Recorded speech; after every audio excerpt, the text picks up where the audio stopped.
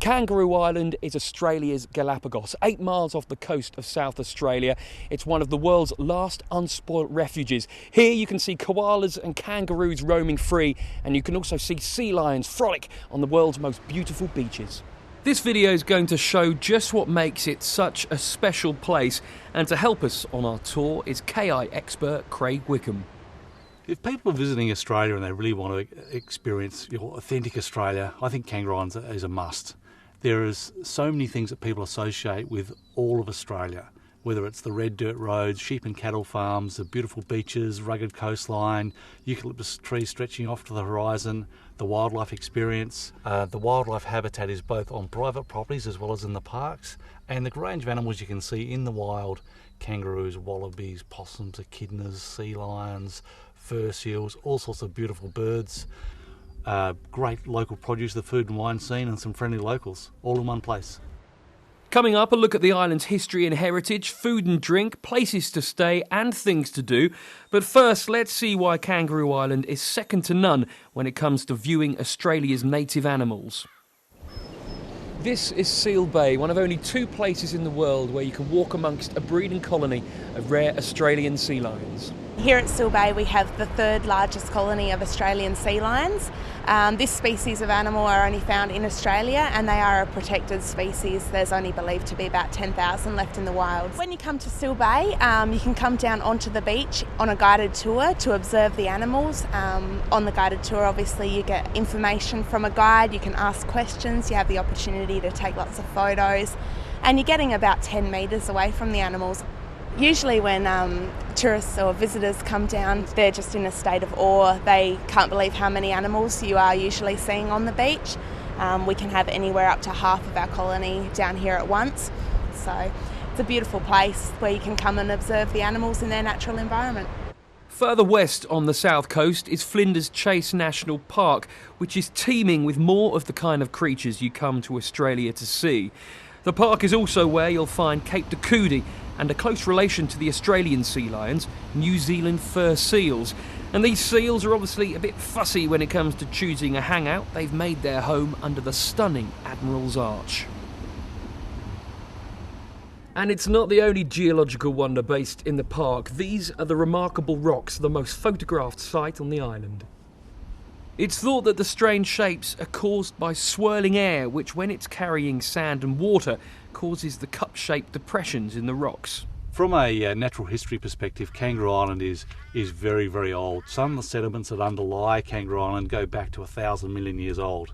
So it was originally connected to the mainland, and global sea level changes have resulted in the island either being connected or isolated many, many times over the years. So the wildlife that we get here, the plants we get here, to some degree they've had some topping up from the mainland, but there's a lot of isolation. We've got, for example, 45 species of plants that are found nowhere else on Earth.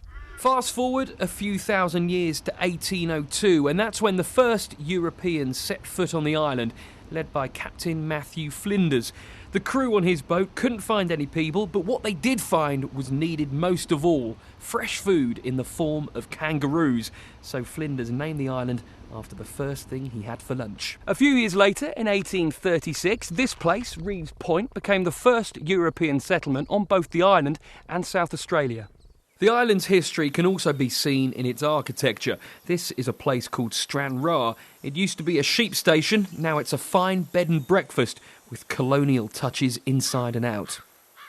The house is quite different and quite unique to Kangaroo Island, mainly because the limestone was dug up out the paddock, and as you dig up limestone it will harden in 24 hours, so you've got to work with it fairly well, and the outside was just chiselled and axed into shape. It is a historic house, and we haven't tried to alter that historic part of it, but we've given them the modern conveniences. You even get a great view of the next generation of Australian sports stars strutting their stuff. But if you prefer your accommodation to have a coastal view, you are on an island, so you're spoilt for choice.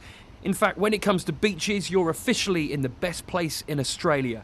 This is Vivon Bay. Extensive research by Sydney University Professor Andrew Short has proclaimed it to be the best beach in the country. Now, sadly, Professor Short can't be with us, but we do have the next best thing, the ever-reliable Craig. Now, Craig, tell me, what are the results based on? Well, Professor Short was able to get funding to study 10,000 beaches around Australia. He basically had a matrix and he checked out water quality, sand colour, diversity of recreational things you can do. I mean, here at Vivon you can go fishing off the jetty, the beach, in a boat, in the river, the surfing, the snorkelling on the reefs here, all sorts of things. And from a development point of view, all the houses that are here, little holiday homes, are tucked back behind the dunes. So you can be down here and feel like you're miles from anyone. And I presume you agree with the assessment? Absolutely, it's science. And there's even more sand in this place, but a lot less water. This is Little Sahara. Yes, it provides a stark contrast to the conservation areas and rugged coastline of the rest of Kangaroo Island. These white sand dunes make you feel like you're in a desert rather than a flourishing island. The clean and green character of the island is very much reflected in the food and drink found here. Not only is there some of the finest seafood available in Australia, but also some wonderful wine, and you'll find both here at Two Wheeler Creek. Basically here, what we have is a product that has 3 different themes to it. One started off 10 years ago with the idea of marron. Marron's a giant freshwater crayfish, and they exist only on Kangaroo Island, a certain part of Western Australia. This is the male marron. It's got the larger claws compared to the female, and it's very, very feisty. If you put your finger anywhere near it, it'll hang on and it won't let go. That's why you really need to look after their claws. Yeah, watch out. The next idea was to try and make some wine.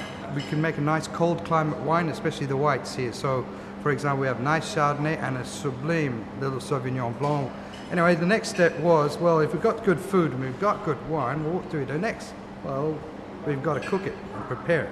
So that's where the idea of the cafe came in. We're out here in the middle of the ocean, there's no pollution, there's nothing that can get to us. So this is just to give you a little idea. If you want to taste Australia, you come to KI. All in all, Kangaroo Island is truly magical. It's where you can find all of Australia in one place. Back in 1802, for the storm-battered sailors aboard the first ship that came here, it was a place of sanctuary and recovery. Nowadays, for the modern traveller, all at sea from hectic living, it still is.